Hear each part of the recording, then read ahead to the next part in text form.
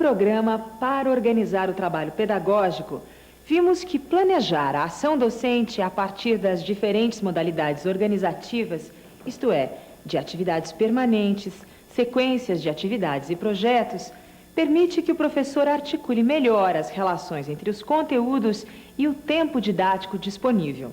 Hoje, vamos aprofundar a discussão sobre uma das modalidades apresentadas, os projetos didáticos.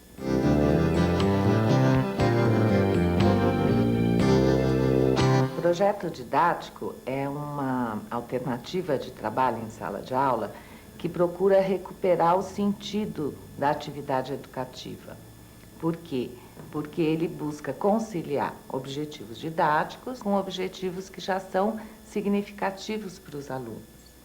Se o projeto não concilia essas duas coisas, ele não é um projeto. Qual a vantagem de se trabalhar com projetos? Tradicionalmente, a escola trabalha com objetivos didáticos, né? Conteúdos que as crianças precisam aprender. Muitas vezes, a criança não vê sentido imediato nesses conteúdos, nessas aprendizagens. Ela verá esses benefícios, né, a função de ter aprendido aquilo no futuro, mais tarde. Então, como fazer para que a escola seja um lugar que a criança aprenda e aprenda com sentido, né? Se envolva realmente com a sua aprendizagem. Então, o projeto, ele é uma alternativa para isso, quer dizer, ele busca fazer com que as crianças vejam um sentido nessa aprendizagem na medida em que elas sabem o que elas estão produzindo, por que elas têm que aprender aquilo, o que elas estão aprendendo, para que elas vão produzir um livro, um sarau de poesias, para quem elas vão produzir. Então, elas se envolvem de uma forma muito diferente no desenvolvimento de um projeto.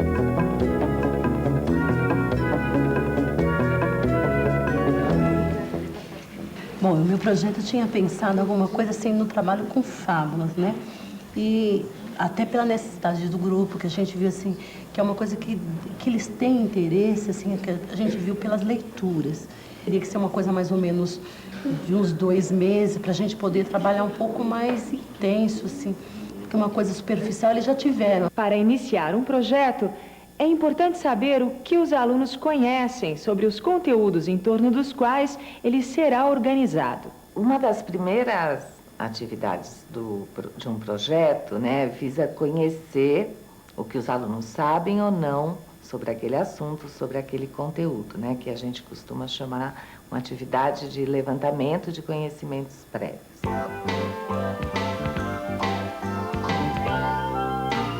Ele, a mulher, 2 filhas e um filho, homem já feito.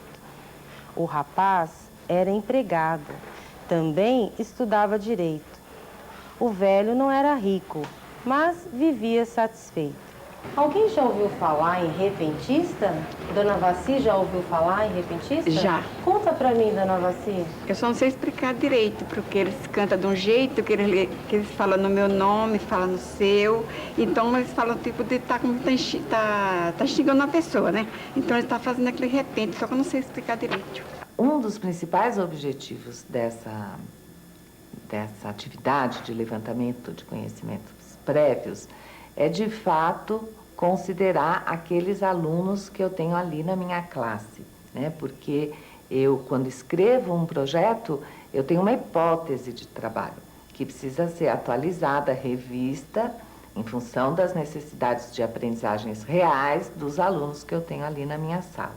Uma das formas interessantes de você levantar o conhecimento prévio das crianças, eu acho que é colocá-las em contato direto com o desafio, né? O que significa isso? Por exemplo, se eu quero saber o que as crianças sabem ou não sobre escrita de cartas, a melhor forma é pedir para as crianças escreverem uma carta. Essa atividade inicial de levantamento de conhecimento prévio, ela não é apenas um teste, um diagnóstico, ela já é uma situação real, né? Já é uma situação de aprendizagem. E como ela é já de sentido, também tem o fato das crianças se envolverem muito mais com a atividade e procurarem fazer o melhor que podem, o que também dá uma diferença na explicitação do que elas sabem ou não sabem sobre o assunto. Vamos assistir como a professora Márcia propõe um projeto para a sua turma.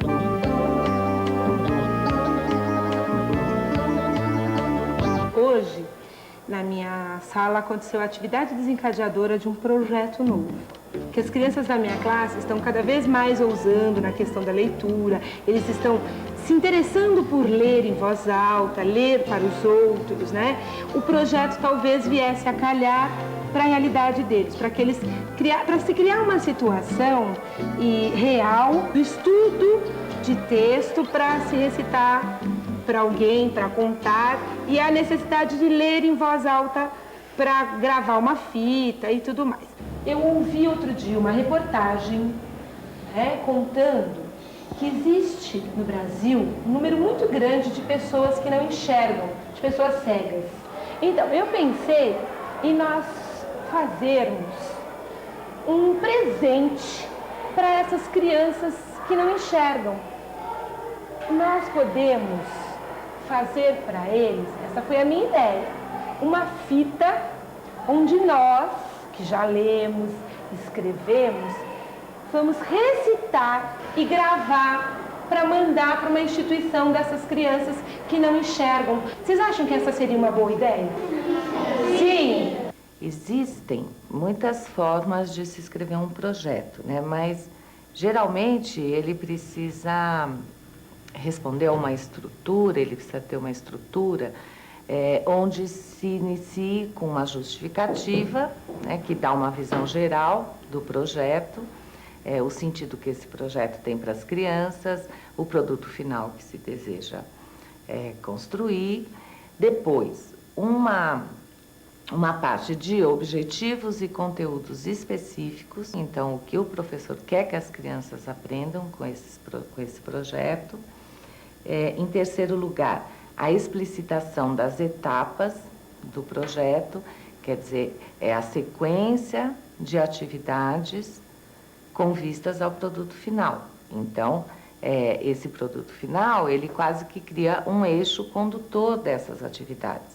Então, essa sequência, ela não é arbitrária, né? Tem uma lógica, tem um eixo condutor que é pensado para que as crianças construam esse produto final, aprendendo todos os conteúdos que estão ali colocados para o projeto. Por exemplo, se o produto final é um livro de reescrita de lendas, então é importante que o professor comece, né, sabendo que as crianças conhecem ou não sobre lendas, né, fazendo um levantamento de conhecimento prévio do grupo.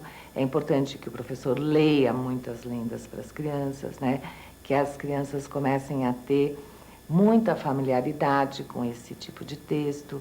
É importante que as crianças aprendam a recontar essas lendas antes de serem convidadas a reescrevê-las, né? Depois, é importante que o professor vá fazendo uma sequência didática para que a criança enriqueça esse texto, né? A partir das dificuldades, das necessidades que aparecem ali na produção escrita.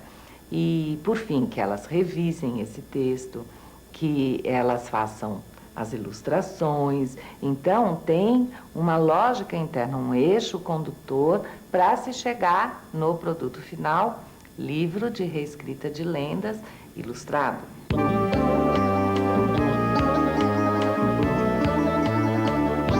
Vamos falar hoje um pouquinho do nosso projeto desse bimestre. Nós vamos ler as lendas do folclore brasileiro, vamos recontar lendas, vamos reescrever lendas, vamos revisar lendas e depois disso tudo, o que vai acontecer com isso tudo? Vai virar um livro de lendas. Então hoje é mais uma parte do nosso projeto.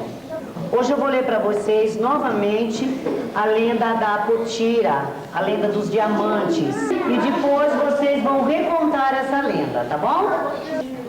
Numa tribo vivia dois jovens, Itajibá e Potira. Eles se amavam tanto, que um dia os índios diziam que numa noite eles iam juntar seus corações. Veremos a seguir os alunos da professora Conceição participando de 3 atividades para a conclusão do projeto de fábulas.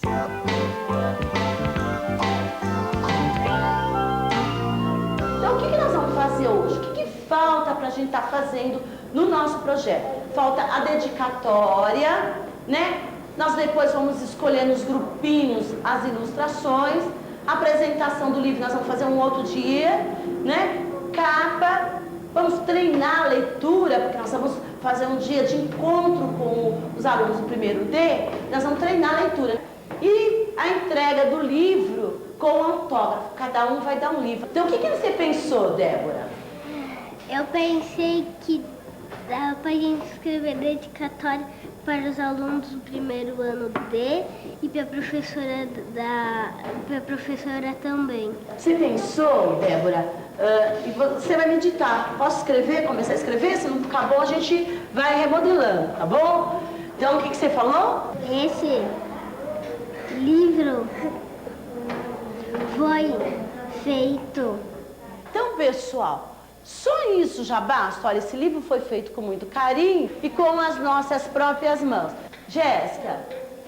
Nós dedicamos os alunos da professora Márcia. Quem que gostaria de fazer essa leitura em voz alta aqui na frente? Assembleia dos Ratos. Assembleia dos Ratos. Numa mansão abandonada, os ratos estavam com problemas. Com o gato Bigodes Branco. O gato não dava paz aos ratos. Eles tinham que se esconder, correr e fugir. Quem que gostaria de falar? Ele leu uma história do livro de fala. Quem que gostaria de falar como que foi essa leitura? Débora? Eu acho que ele não pode ler de soquinho como ele está lendo. Ele tem que ler mais alto. Melhorar a leitura, ler mais. Então, pessoal, agora vocês vão fazer uma coisa muito importante, que é escolher as ilustrações que vão compor o livro de fábulas, tá?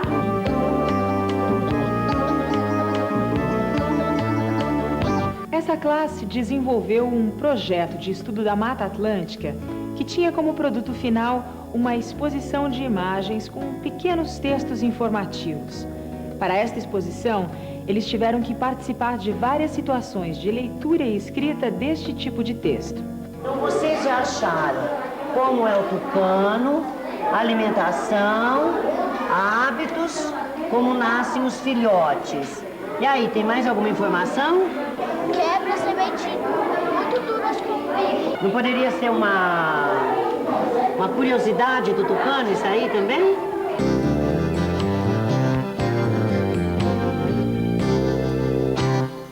Eu acho que uma coisa muito boa que se faz em projetos de sala de aula é a leitura, qualquer que seja o tema, a gente vai fazer uma leitura complementar, de um paradidático, de uma reportagem. A gente acredita que o trabalho de projeto, de sala de aula, de todos os projetos, de todas as áreas, tem que ter uma relação com a sala de leitura, ou pode ter uma relação, né? Não vamos colocar em camisas de força também. Pode ter uma relação, é bom que se tenha uma relação. Por quê? Quando a gente pensa nessas rodas de leitura, numa sala de leitura, a gente pode pensar também que essas leituras que sejam levadas para os alunos tenham a ver com o projeto de sala de aula. O projeto de sala de aula, ele pode sair da sala de aula, deve sair da sala de aula, e a sala de leitura é um caminho bastante promissor, né, para o projeto. Nesse sentido, é importante que tenha uma pessoa que faça essa ponte, né? Uma pessoa que saiba exatamente o que está acontecendo em sala, quais são os projetos que estão sendo desenvolvidos e como é que isso pode ser enlaçado, né? Se tem uma pessoa que faça isso, é muito bom, né? Se tem uma pessoa responsável pela sala de leitura, por exemplo, que possa ler os projetos que estão sendo desenvolvidos, conversar com os professores, participar das reuniões pedagógicas, saber como enlaçar isso, é muito bom. Se não tem, os professores da área têm que dar conta. E uma outra coisa importante é sair da escola, né? A gente sempre fala, a gente sempre bate nessa tecla de que o conhecimento não está confinado na escola, assim como o conhecimento não está confinado nos educadores, né?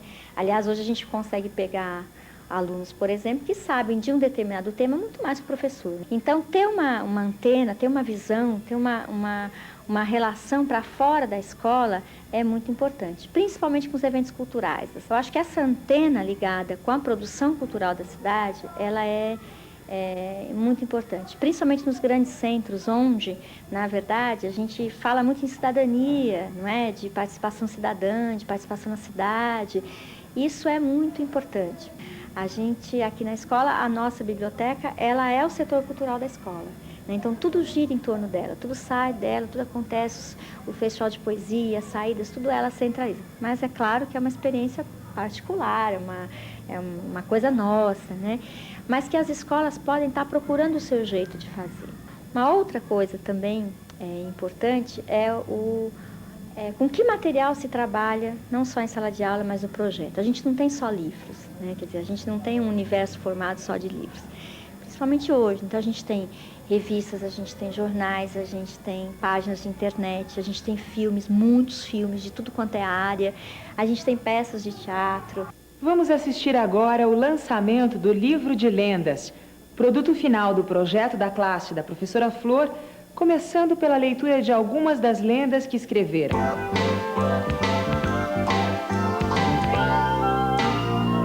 O lobisomem. Se um casal tiver 7 filhas e nascer um menino, pode ter certeza é lobisomem.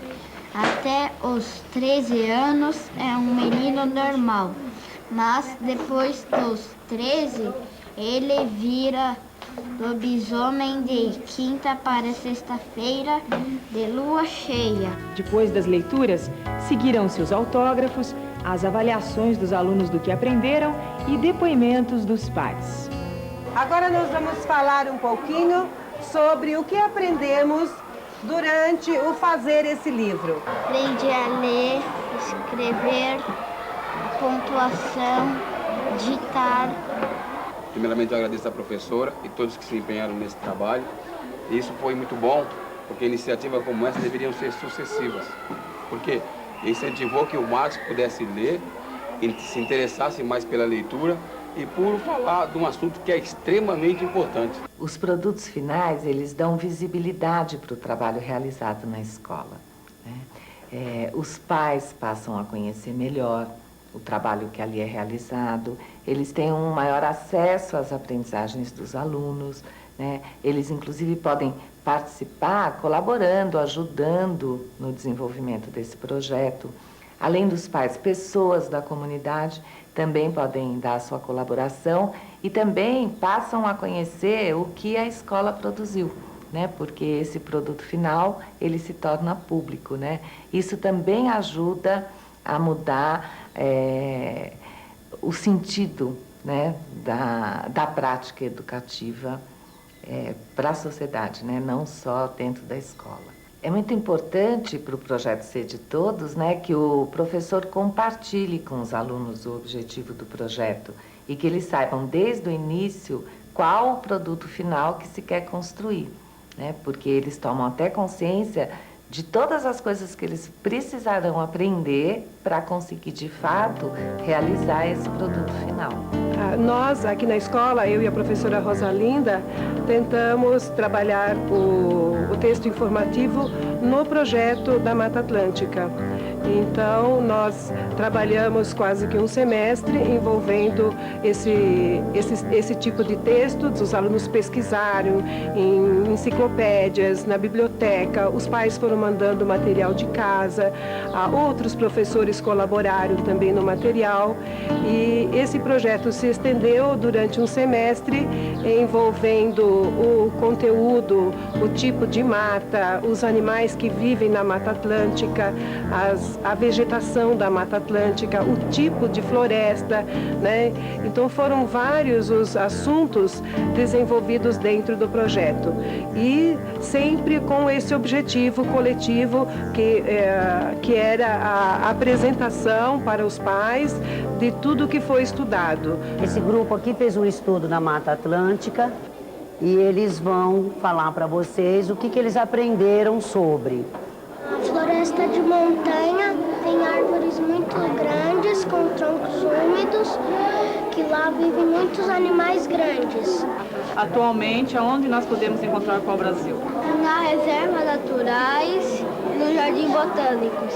O mico-leão preto vive no estado de São Paulo, no Morro do Diabo e na reserva biológica do Caetetus.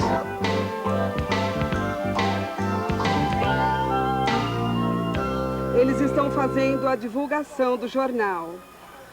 Primeiro entregaram um para o coordenador da escola e esse exemplar foi fixado na sala dos professores.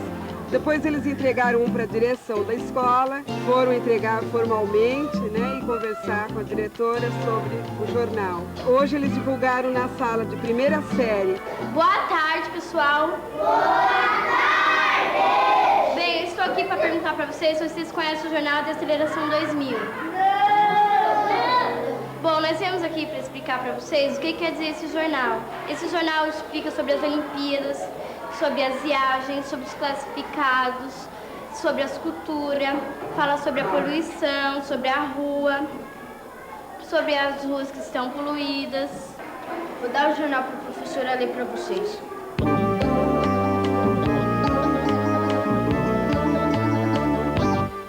Encerrando o nosso projeto Literatura de Cordel, nós combinamos que o fechamento dele, o produto final, seria montar o nosso varal. Então o nosso varal ficou pronto, só que eu acho interessante colocar um texto para explicar realmente o que é o varal. Eu acho que é necessário para que as pessoas que forem ver o produto final do nosso projeto possam entender melhor. Então eu vou pedir para a dona Lindalva colocar para mim esse texto, colar esse texto no varal.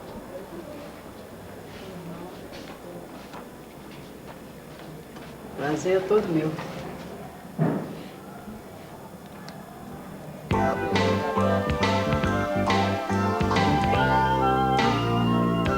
Quando eu comecei a trazer as cantigas de rodas, eles ouviram, trouxeram de casa, pesquisaram com os pais, com os avós, então eles, na hora da leitura, eles vinham, eles cantavam, faziam uma leitura dessas cantigas. Muitos não conheciam, que eles traziam de casa, então nós resgatamos isso um pouquinho para socializar, porque muitos deles nem conhecem as cantigas, né? Então eles fecharam em fazer um livro para a primeira série, só para a primeira série. E o resultado foi muito legal, porque nós fizemos a nossa exposição de livros para as crianças da Conceição. Foi bem interessante, pessoal, porque aquele que ainda não lia na minha sala, e o da Conceição já lia, então ele lia, eles são professora, mas tão pequeno, já sabe ler. Né? Foi bem legal essa integração. Se essa rua fosse minha, eu mandava ela brilhar. Com pedrinhas de brilhante para o meu amor passar. Acabou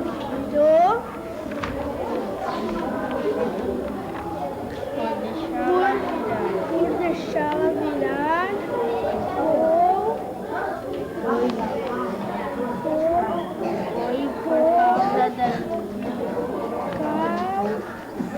causa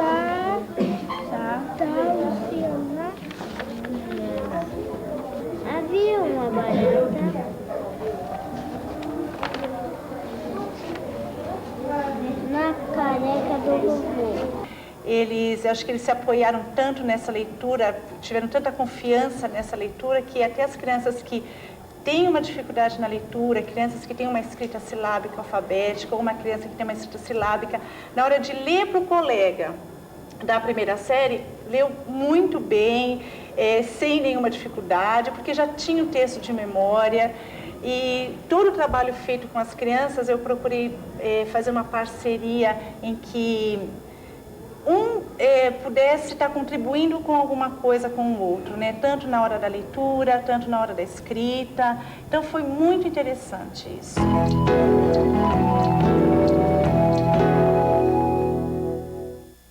Tentamos trabalhar o texto informativo no projeto da Mata Atlântica. Os alunos, eles se envolvem mais, eles participam mais, eles criam uma certa autonomia eles sabem, eles começam a entender que eles são os sujeitos da própria aprendizagem, eles começam a escolher o assunto que eles querem aprender e o professor fica mais na parte de organizar e de direcionar esse estudo que eles vão fazendo.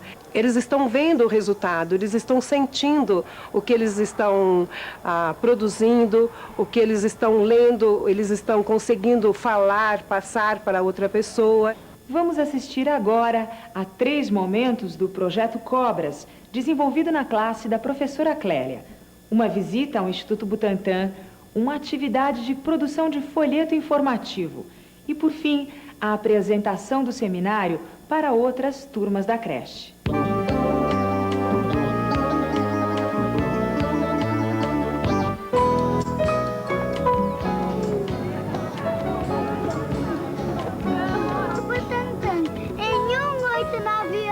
Uso adulto para a prevenção da difteria e tétano acima de 7 anos. Até a outra que você vai mostrar, ela anda no meio do mato?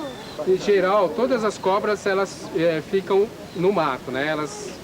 Então, essa aqui, por exemplo, ela tem o habitat dela, né? A vida dela é geralmente em mata, né?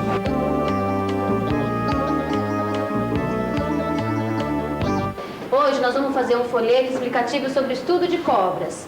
Esse folheto vai ficar nessa folha de sulfite. Então não dá para colocar todas as informações aqui, né? Que informações vocês acham importante estar aqui nesse folheto? Eu vou fazer um levantamento aqui do que vocês vão falando, tá? Kiara? As cobras venenosas têm cabeça triangular e as que não são venenosas têm cabeça redonda. Cobras venenosas e não venenosas.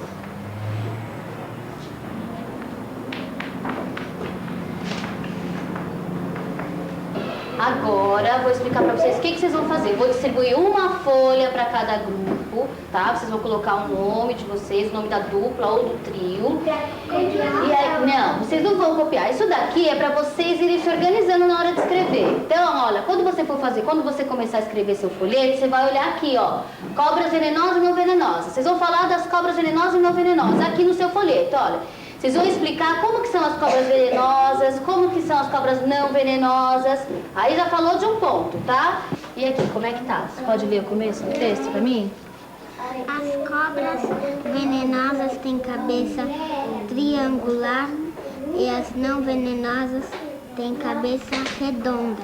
E aqui? Quando a cobra pica, tem que ir no... Aonde? O que ela vai fazer lá, quando uma pessoa é picada? Tem que tirar o veneno. Então, mas ela vai lá para fazer o quê? Quando ela vai lá no Instituto Butantan? Ela vai lá para... Tomar uma vacina, não é? É. Você sabe como que é feita essa vacina? Com o próprio veneno das cobras. Isso, com o próprio veneno da cobra. Houve a possibilidade de eu trabalhar com textos informativos, né? Que é assim, as crianças ainda não tinham tido muito contato com esse texto, então eu trabalhei com textos enciclopédicos, revistas científicas, enfim. E aí as crianças foram lendo e produzindo textos informativos, né? A elaboração do próprio seminário, em que as crianças tiveram que organizar os conhecimentos que elas já adquiriram e pensar numa forma organizada para estar passando para o outro grupo.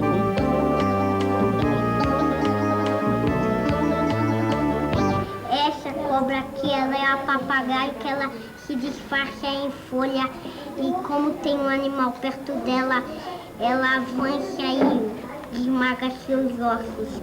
Essa é a Nádia, essa é a cascavel, tem cabeça triangular, olhos na vertical. Não pode amarrar onde for a picada da cobra, senão morre. Houve um grupo, que é a Maíra, a Stephanie e a Denise, que fez uma brincadeira com as crianças, né? Que eles tinham que, ali naquele momento, eles tinham que fazer com que as crianças do grupo da Cláudia colocassem um pouco em jogo aquilo que eles aprenderam no seminário, né? E eles levaram como brinde, né, se eles respondessem a pergunta, uma cobra que foi feita pelo próprio grupo e também um texto informativo, um folheto explicativo com algumas curiosidades sobre o estudo que eles fizeram sobre cobras e algumas informações. Se vocês falarem a resposta certa, eu te dou uma cobrinha e um papel. Eu aprendi que as cobras venenosas têm um buraco na boca.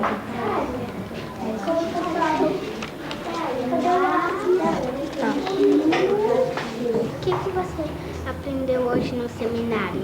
Se você falar a resposta certa, eu te dou uma cobrinha e um papel desse daqui. Que as cobras têm chacoalho na ponta do rabo para se defender. A cobra não chacoalha o rabo para se defender. Ela chacoalha para afastar os bichos. Para saber que ela está chegando. Entendeu?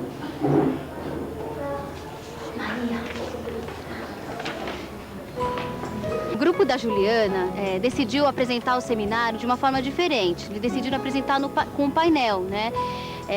O assunto ajudou também bastante isso. Eles fizeram desenhos e eu acho que daquela maneira talvez facilitaria a interação com as demais crianças.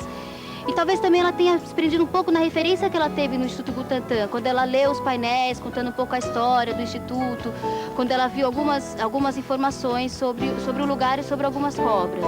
Talvez ela tenha se referenciado aí nesses painéis. A gente teve ideia de estudar esse projeto. E quem sabe sobre cobra, vai na biblioteca, acha livro de cobra para ler um pedaço. E ver no índice. Pra ver que página que tem cobras. E a gente foi na biblioteca e achamos 2 livros sobre cobra. 2 não, 5 livros. 2, 5. A cabeça. O chocalho fica na cauda. Elas têm a língua para cheirar. Elas usam a língua para cheirar. E o rabo para afastar os animais. Ela balança o chocalho. Ela teve ideia na cabeça para poder montar o seminário. E a gente treinou para fazer. Treinou para ler. Não esqueci. O que nós temos visto é que, às vezes, os professores se entusiasmam tanto, né, com a abertura de possibilidades que um projeto traz, que eles perdem o foco da leitura e da escrita, né? E se o projeto é de leitura e escrita, é muito importante que o professor faça o acompanhamento dessas aprendizagens, não perca de vista os objetivos de ensino que ele tem e continue, apesar das outras etapas, das outras atividades, das outras ações necessárias para a realização de um projeto, continue com aqueles objetivos iniciais que, inclusive, o motivaram a escrever esse projeto, né? Se é de leitura e escrita, esses conteúdos precisam estar presentes, eles precisam ser importantes, eles precisam ser garantidos em termos da aprendizagem das crianças. No programa de hoje, vimos como, através de projetos, o professor pode multiplicar o empenho dos alunos e dar sentido ao duro esforço necessariamente envolvido no ato de aprender. No próximo programa, acompanharemos alguns projetos que tiveram como produto final 2 jornais murais e uma exposição de literatura de cordel. Até a próxima!